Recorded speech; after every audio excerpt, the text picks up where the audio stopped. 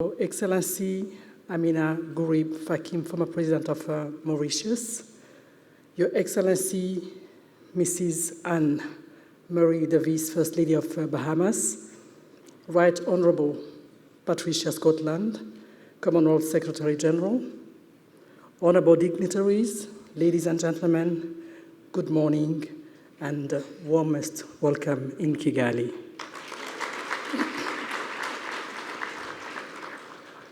We are pleased that despite a 2-year halt imposed by the COVID-19 pandemic, the 2022 Commonwealth Heads of Government meeting, Kagame is holding here in Kigali, Rwanda, under the theme, Delivering a Common Future, Connecting, Innovating, Transforming.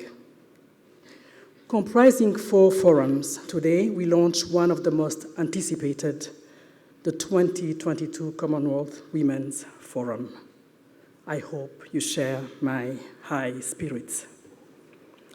This year's theme, Delivering a Common Future, Transforming for Gender Equality, affords us the opportunity to focus on 4 imperatives to move the needle for equitable development, namely women in leadership, women's economic empowerment, gender and climate change, and ending violence against women. As if the challenges of women were not hard enough, the world today is faced with a multitude of crises which only serve to further widen the gender gap and deepen the economic divide, from the effect of COVID-19 to the impact of Russia-Ukraine war, including inflation, understandably the hike of basic food and energy prices, disruption of trade, and the rising cost of debt, among others.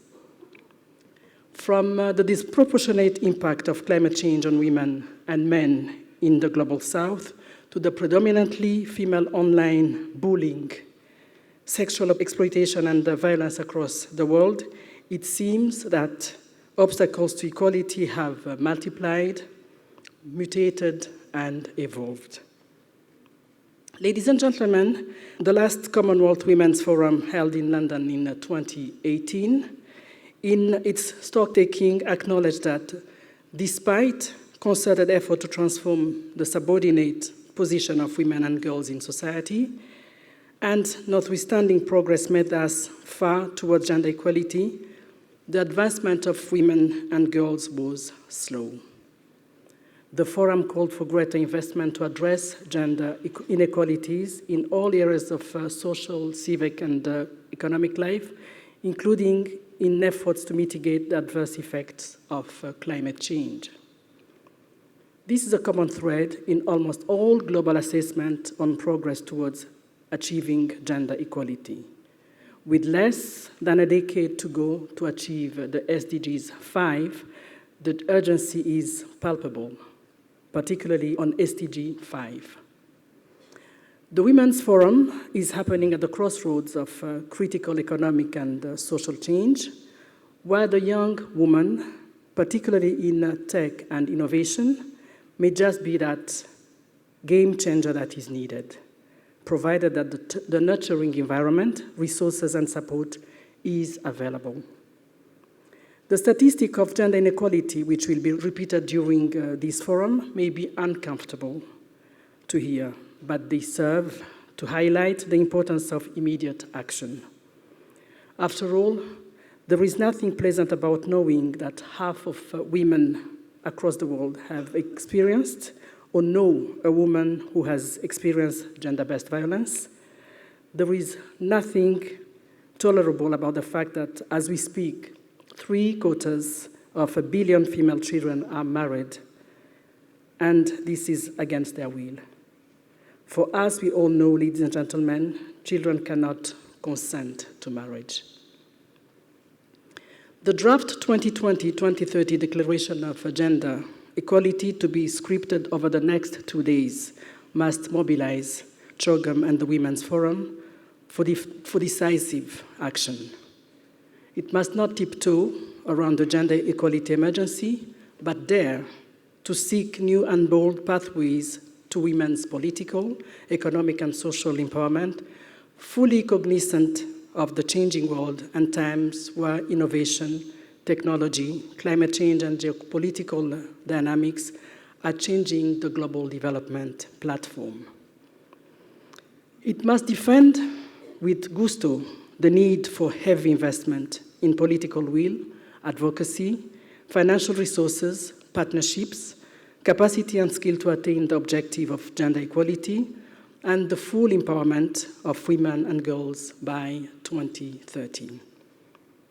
The term global reset resonates with me.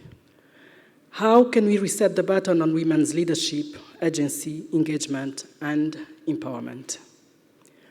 For one, women's dialogues must be in the mainstream of key decision-making structures and processes and align with other important development issues, such as those currently ongoing in the other Commonwealth forums, and that is youth, civic, and business.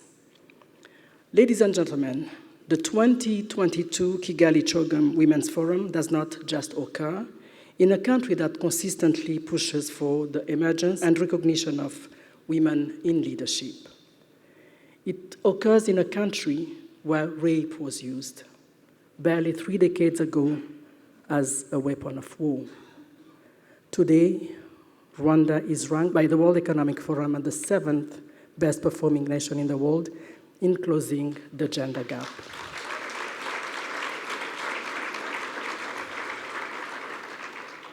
Allow me, esteemed Commonwealth friends, to take you for just a minute down memory lane.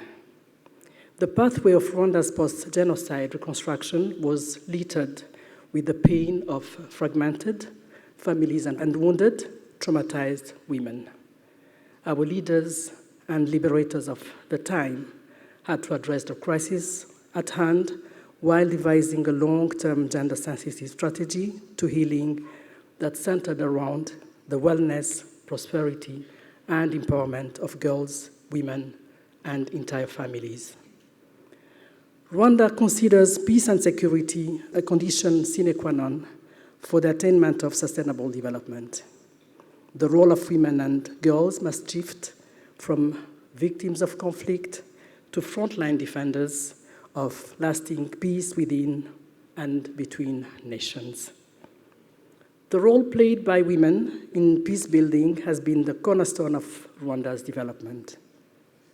We too can adapt our strategies for accelerated progress, our service provision, our collaboration frameworks, our militancy and advocacy, our education and research, and every tool in the arsenal which we combat gender inequality in order to transform for better the landscape in which we exist. Distinguished guests, if not already, I trust that this Commonwealth Women's Forum will make you as confident in saying, yes, we will ensure that there are more women in leadership positions. Yes, we will achieve women's economic empowerment. Yes, we will do our part to mitigate the adverse effects of climate change, especially on women and girls. Yes, together we can, must, and will end the violence against women and girls.